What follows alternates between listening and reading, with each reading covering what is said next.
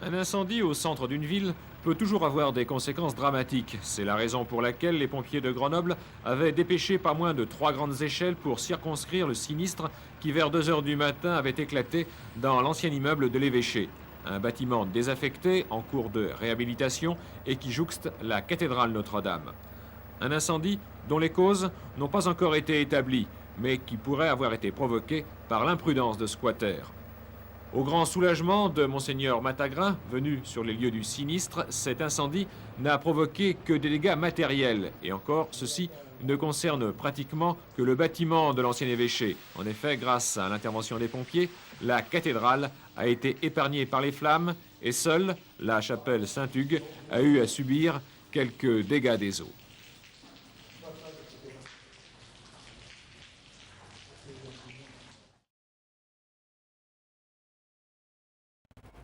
Plus de peur que de mal pour le patrimoine grenoblois dans l'incendie qui a ravagé l'ancien évêché de la ville dans la nuit de vendredi à samedi. C'est dans la bibliothèque du bâtiment que le feu s'est déclaré en pleine nuit, détruisant l'ensemble de la pièce, y compris l'un de ses murs classés monument historique. Heureusement, c'est dans l'autre aile de l'évêché, celle de la rue Trécloître, que se trouvent les plus beaux parquets signés. Celui de la bibliothèque était en très mauvais état et devait être restauré, de même que la toiture le surplombant. Seule la seconde phase des travaux de rénovation du bâtiment, où doivent être installés le musée des artistes dauphinois et le trésor de la cathédrale, était prévue dans cette partie des locaux. Les travaux entrepris prévoyaient la rénovation des 3 niveaux, des 3 premiers niveaux du bâtiment. Nous n'entreprenons pas la rénovation du 4e niveau, ni de la façade, ni du toit. Il est bien évident que l'incendie qui a ravagé donc le 2e, le 3e niveau et le toit nous demande de remettre complètement un projet nouveau que nous allons étudier, que nous mettrons à exécution dès que les architectes auront terminé les études. En attendant, les travaux vont être totalement arrêtés, probablement au moins pour 6 mois. Pour l'instant, les entreprises procèdent au déblaiement des locaux et évacuent les eaux restant dans le bâtiment. Les causes de l'incendie sont encore indéterminées, même si la gardienne des lieux raconte que la semaine dernière, des visiteurs indésirables ont laissé certaines nuits sur place des traces de papier brûlé. Les mêmes nuits, des habitants de la place Notre-Dame assurent avoir aperçu des lueurs inhabituelles aux fenêtres de l'évêché. Durant l'incident, la voiture de la gardienne a été fracturée. Il s'agirait donc peut-être d'un acte criminel, une hypothèse que l'enquête de police permettra seule de confirmer.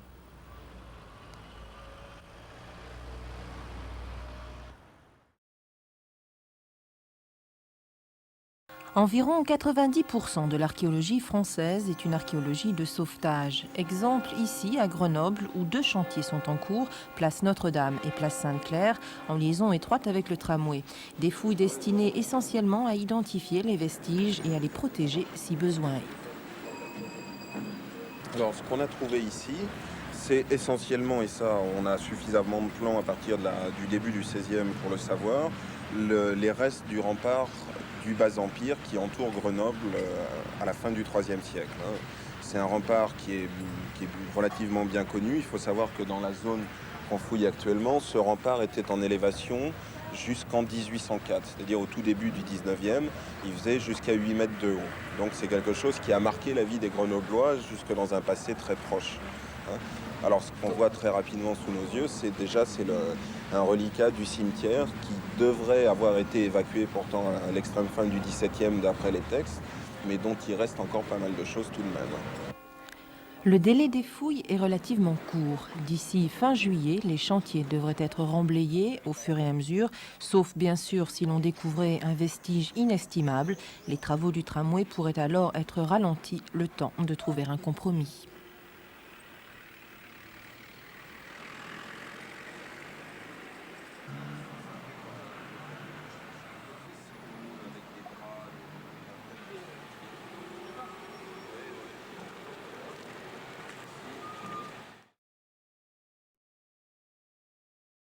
Après le tramway, la piétonisation de la rue Alsace-Lorraine ou encore la voie sur berge le long de l'Isère, Alain Carignon choisit une nouvelle fois la consultation des Grenoblois pour la restructuration de 2 quartiers clés du centre-ville, Notre-Dame et la halle Sainte-Claire. Avec un coût total de 70 millions de francs, ces travaux s'inscrivent dans la lignée des grands projets du maire de Grenoble. 3 options sont proposées par secteur. Dans chaque cas, un architecte a été nommé pour réaliser une étude préalable. Et après 1 an de travail et la consultation des unions de quartier, la décision appartiendra maintenant aux habitants dès le début janvier. En ce qui concerne les futurs projets comme le tunnel sous l'Isère, ils seront eux aussi probablement soumis au référendum. Je crois que l'avenir d'une ville, ce n'est pas le conseil municipal tout seul qui peut le définir. Comme nous l'avons fait sur le tramway dans le premier mandat, il est nécessaire sur ce projet, mais aussi sur d'autres dans l'avenir, de consulter par référendum. La municipalité ne décidera pas toute seule. Il lui faut l'avis des Grenoblois sur ce sujet. Mais là, on n'en est qu'à la phase qui est la phase d'information, la phase d'échange sur ce grand projet. Et quand les projets et les hypothèses seront prêtes, il est évident qu'il faudra là aussi l'organisation d'un débat et d'une consultation. On verra s'il s'agit d'un référendum ou d'une autre formule. Nous en discuterons avec les associations concernées.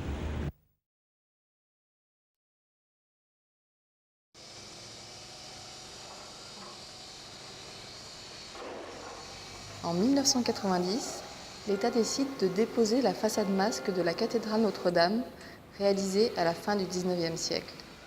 L'édifice retrouve alors sa façade romane des XIIe et XIIIe siècles.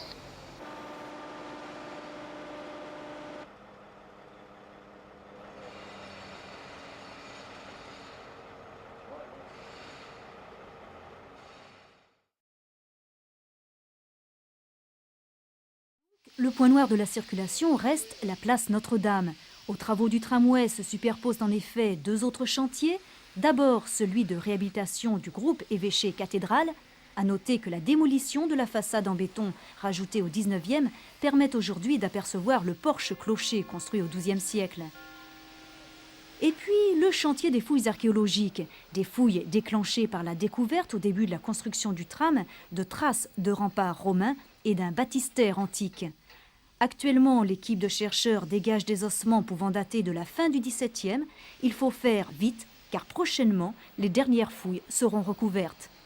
Les fouilles sont désormais à l'abri depuis novembre 89 du tramway, puisqu'un mur qui va limiter au centre de la place la crypte archéologique a été construit et que le tramway se développera donc au-delà du mur. Et les chantiers sont désormais bien distincts. Il y a le tramway d'une part, les fouilles archéologiques d'autre part. Est-ce que la circulation du tramway risque de détériorer ce qui se trouve en dessous? Non, parce que tout ça a été pris en amont et que des études ont été menées qui précisément se sont intéressées à ces problèmes de vibration, à ces problèmes d'isolation phonique. Si tout se passe bien, la place Notre-Dame fignolera son nouveau look pour le 24 novembre, jour de l'inauguration de la seconde ligne du tramway. Nous avons choisi de commencer ici cette semaine de l'architecture, puisque ce carrefour de la place Notre-Dame nous paraît représenter l'essentiel des enjeux urbains de notre époque. On peut trouver avec le clocher de Notre-Dame le patrimoine ancien dans ce qu'il a de plus prestigieux. Juste à côté, le futur musée d'intérêt national qui est en chantier, qui lui représente le patrimoine de demain et un bâtiment moderne et contemporain. Et tout autour de la place, des bâtiments de différentes époques mais anciens qui représentent, eux, l'avenir du patrimoine et de la réhabilitation en quartiers anciens.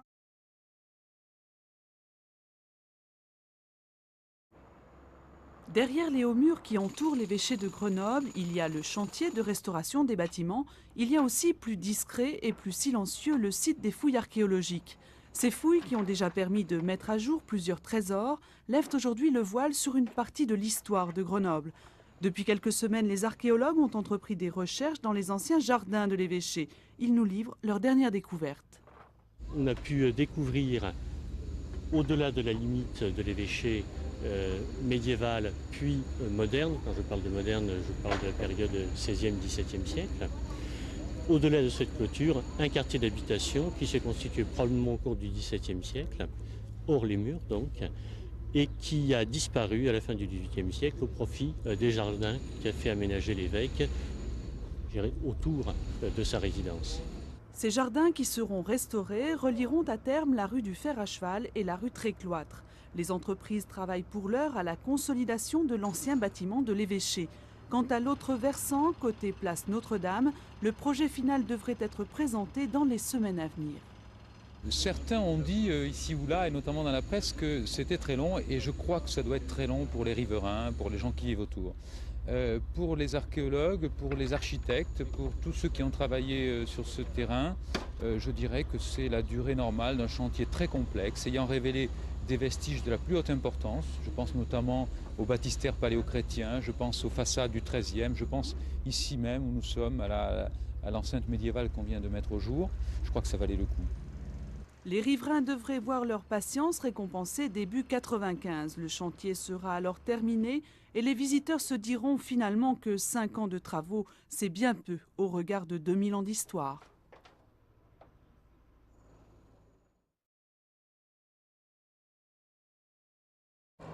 Ça y est, cette fois les travaux de l'évêché cathédrale entrent dans leur phase finale.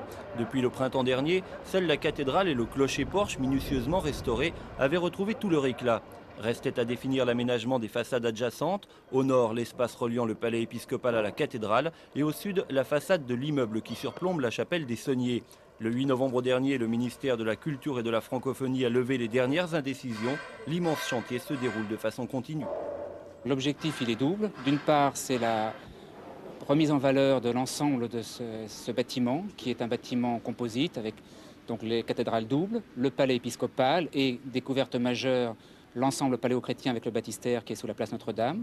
Donc ça, c'est un des points de cette opération. L'autre point, c'est d'y aménager des équipements culturels qui sont d'une part le centre Jean Achard pour les artistes dauphinois, d'autre part le musée du trésor de la cathédrale. Sous la place Notre-Dame, les fouilles archéologiques se poursuivent également. Les archéologues ont d'ailleurs fait une étonnante découverte, un baptistère paléochrétien qui date du temps où Grenoble s'appelait Cularo, vers le IIIe siècle. Les découvertes les plus prestigieuses, je dirais, ont été retrouvées dans le baptistère en lui-même, qui a révélé une cuve octogonale, une cuve baptismale dans laquelle donc, on baptisait les gens, et au sein de laquelle on a retrouvé aussi une base de colonnes qui servait de jet d'eau pour les baptiser. Et ça, c'est quelque chose d'assez rare, dont on n'a pas trouvé beaucoup d'exemples encore en Gaule. Aujourd'hui, on peut donc appréhender l'histoire religieuse de Grenoble à travers les siècles avec plus de justesse. Pour les passants, l'essentiel des travaux sera terminé en 95. Comme vous le voyez sur la maquette finale, l'ensemble créera un espace de repos en plein cœur de la ville. Coût total de l'opération pour les bailleurs de fonds, 100 millions de francs.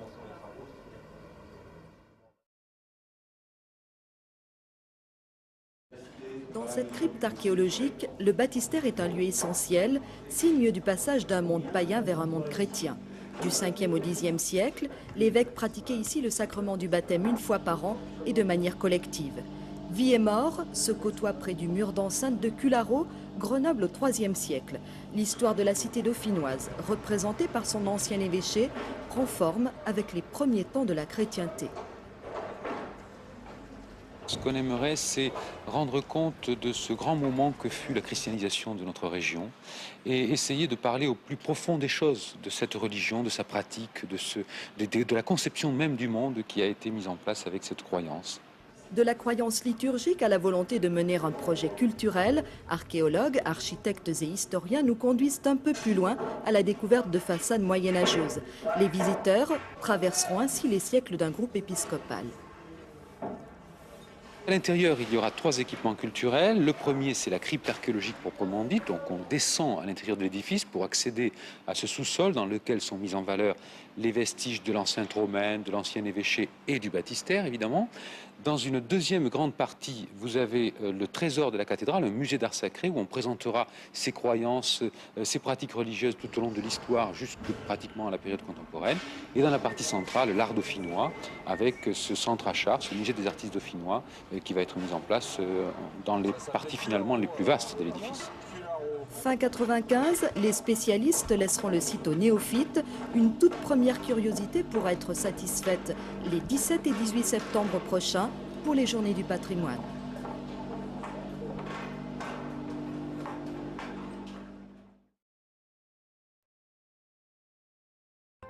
La nouveauté, c'est l'ouverture avec tapis rouge de l'ancien évêché de Grenoble. Le palais épiscopal cachait notamment cette chapelle du 19e siècle.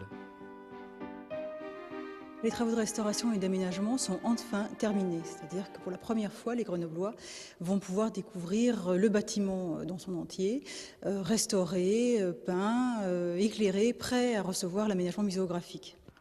Ces salles actuellement vides sont donc prêtes à accueillir dans les mois à venir les vestiges retirés des sous-sols. Mais l'ensemble donne déjà une idée de cet espace culturel que deviendra l'ancien évêché. Rendez-vous donc pour les journées de 1997.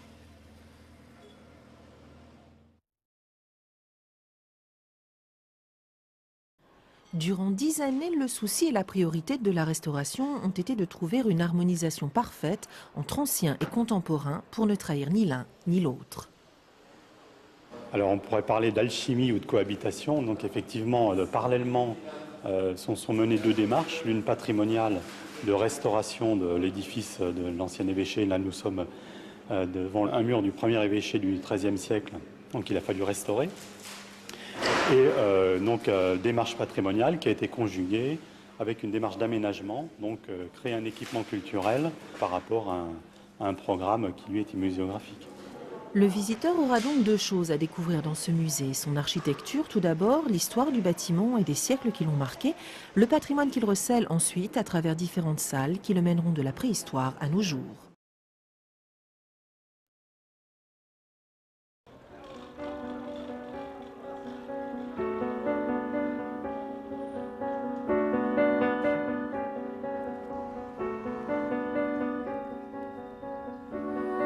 Septembre 1998, le musée de l'ancien évêché ouvre enfin ses portes. C'est l'aboutissement d'une longue histoire de vie grenobloise, débutée en 1988 lors du rachat par le Conseil général de l'Isère du bâtiment.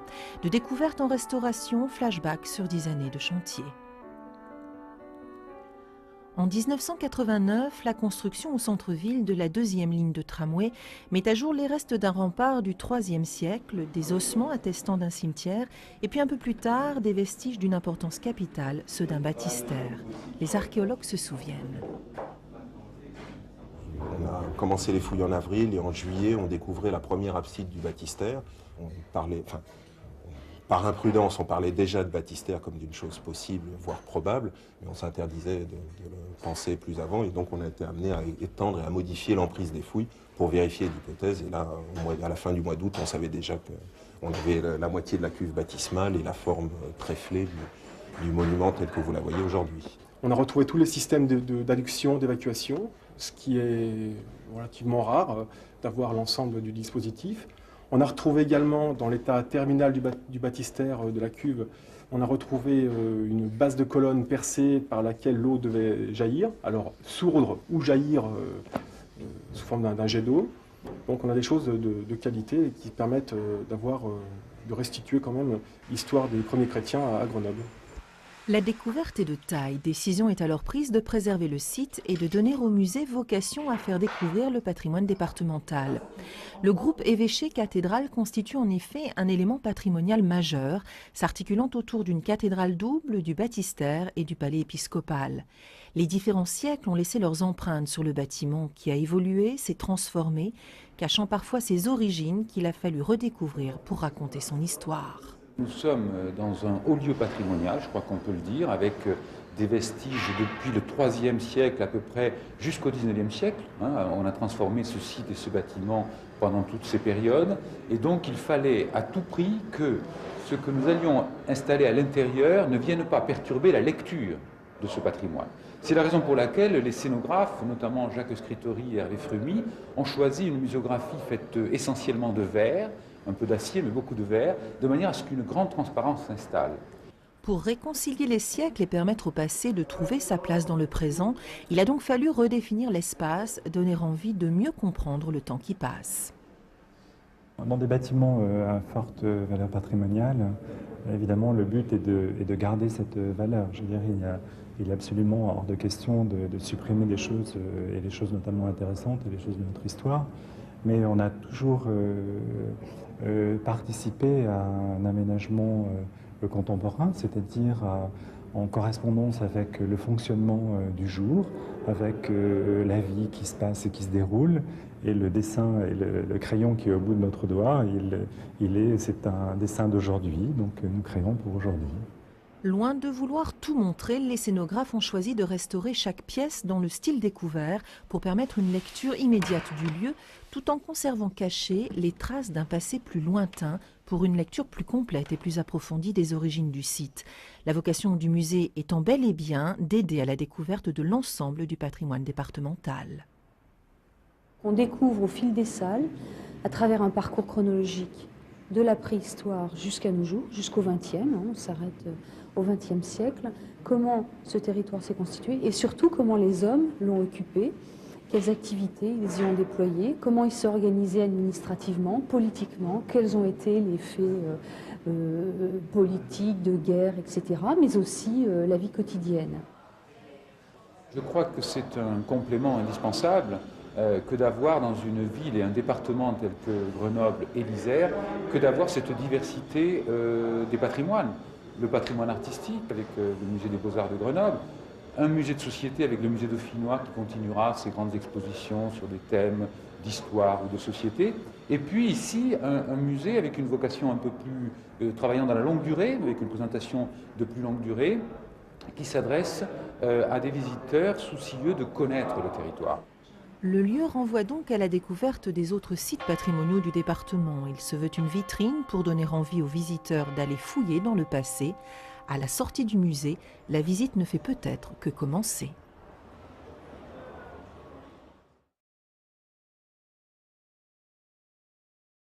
Vous savez que récemment, le musée de l'ancien évêché a été rénové et à plus d'un titre, il est représentatif de la nouvelle tendance en matière de création muséographique. Notre correspondant Christophe Juan a rencontré Isabelle Lazier, qui est la conservatrice de ce musée, au micro de Julie Clarini. Oui, effectivement, j'ai rencontré Isabelle Lazier, qui est la conservatrice du musée. Et en fait, la conception et la réalisation de ce musée, c'est d'abord une histoire de patience, puisque les travaux ont duré près de 10 ans. Il faut savoir que le musée est situé au cœur du Grenoble historique, à savoir l'ancien palais des évêques, et que ce palais est lui-même accolé à un ensemble ecclésial composé d'une église paroissiale et d'une cathédrale, et que dans le sous-sol ont été découverts des vestiges archéologiques témoignant des premiers temps chrétiens de Grenoble, lorsque celle-ci s'appelait Cularo. Le site du musée est donc en lui-même une richesse patrimoniale, avec notamment le premier baptistère de la ville datant du IVe siècle après Jésus-Christ. Isabelle Lazier le confirme, la valorisation de ces vestiges allait de soi, mais ce qui était moins évident, c'est de faire du palais épiscopal lui-même un musée des patrimoines de l'Isère. Donc si je vous ai bien compris, Christophe, il y a plusieurs musées dans ce musée. On peut le dire en effet, on est dans un espace totalement ouvert avec des fenêtres donnant sur l'extérieur, sur les témoignages encore prégnants de la vieille ville, mais aussi sur la ville du XXe siècle. On est aussi dans un site dont le passé mérite d'être valorisé et connu, et troisième niveau, on est dans un musée classique avec ses collections, ses objets. Plusieurs messages très différents devaient donc être délivrés, le message du site et de son environnement, le message du musée d'histoire, le message du patrimoine départemental. La conservatrice a insisté sur cette dernière mission. Pour elle, un musée ne peut plus s'intéresser seulement qu'à ses collections, il doit aussi proposer au public un renvoi sur le patrimoine des sites dont il parle, d'où le terme qu'elle emploie de centre d'interprétation du patrimoine. Il s'agit pour elle d'un nouveau pari, celui d'offrir au public l'envie, à la sortie du musée, de découvrir les richesses patrimoniales sur leur site même, d'où l'utilisation de bornes interactives pour chaque période traitée par le musée. Et des bornes qui sont simples d'utilisation, mais aussi très travaillées graphiquement, ce qui fait que l'on n'a pas l'impression d'être face à un ordinateur, mais face à un véritable objet muséographique, une sorte de musée virtuel dans le musée réel. Une virtualité qui sera d'ailleurs poussée jusqu'au bout de sa logique, puisque les programmes des bornes interactives du musée vont être repris dans un CD-ROM.